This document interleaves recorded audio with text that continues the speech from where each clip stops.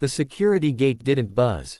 It didn't warn anyone. The billionaire stepped out of her car quietly, keys still warm in her hand, heart oddly uneasy, as if something unseen had already begun to change her life. She had come home unannounced, earlier than planned, carrying nothing but exhaustion and a headache from meetings that meant millions to the world but nothing to her soul. What she saw next would shatter everything she thought she knew. Before the story unfolds, take a moment. If stories that touch the heart, reveal hidden strength, and remind us of humanity matter to you, like this video and subscribe to the channel. Your support helps bring more powerful stories like this to life. Her name was Eliza Monroe, one of the youngest self-made billionaires in the country. She owned tech companies, real estate, entire city blocks, but tonight, she just wanted silence. The mansion lights were dim, the halls unusually alive with soft echoes.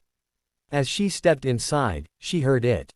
Not music, not voices, something softer, a vibration, a rhythm felt more than heard. She followed it. In the far wing of the house, a place she rarely entered, Eliza stopped. The janitor, Mara, was sitting on the marble floor. Her uniform was wrinkled, her hair tied back in a tired knot. In front of her were 3 small children, identical in face but different in spirit. Triplets, barefoot, sitting in a circle. They weren't talking, they were signing. Their tiny hands moved with practiced grace, fingers fluttering, palms touching hearts, eyes wide and full of emotion. Mara's hands moved too, slower, gentler, guiding, correcting, encouraging. Tears streamed silently down her cheeks, not from sadness alone, but from effort. From love. Eliza froze. These were Mara's children. The janitor who scrubbed her floors at night. The woman who never complained, who always left before dawn. Eliza had never known Mara had children.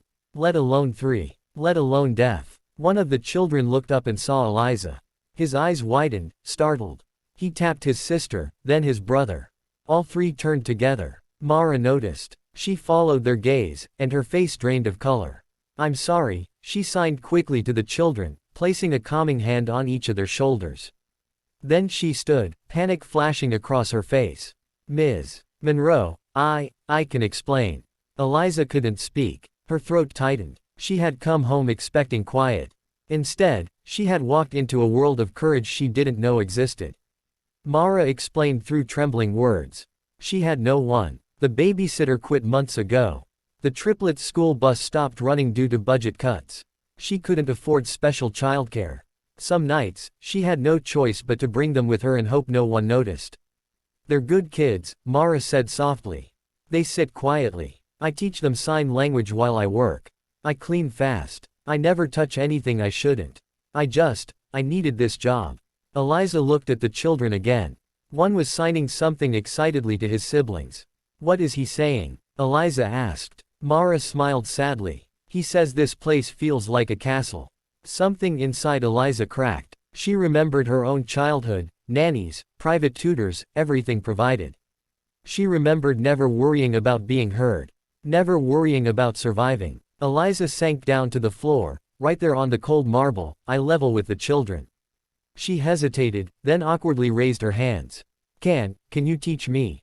she asked. The triplets lit up. That night, nothing else mattered. No calls. No emails. No billion-dollar deals. Eliza sat on the floor learning basic signs. Hello. Thank you. Family. Days passed. Then weeks. Mara expected to be fired. Instead, she was called into Eliza's office. "I want you to manage our new accessibility program," Eliza said. "Full salary. Benefits. Flexible hours. And your children will never need to hide again." Mara broke down. Eliza funded a deaf education center. She redesigned her companies to prioritize inclusion. She learned sign language fluently. And every night, the mansion echoed, not with silence, but with hands moving, stories shared, and laughter that didn't need sound. The world never saw that night. The cameras never captured it.